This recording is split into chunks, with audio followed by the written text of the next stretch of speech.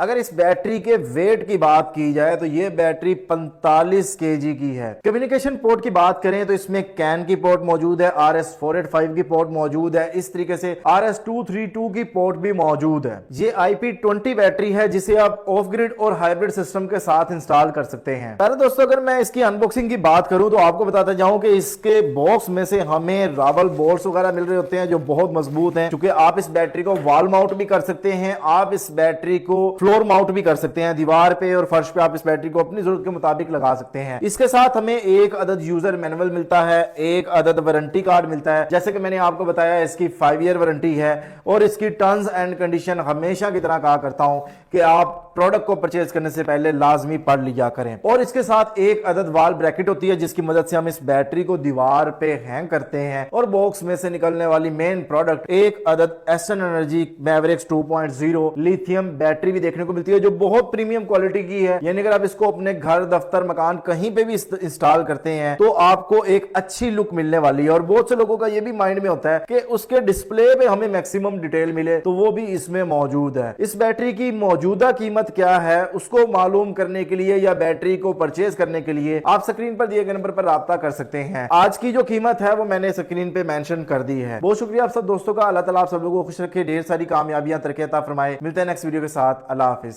पाकिस्तान जिंदाबाद।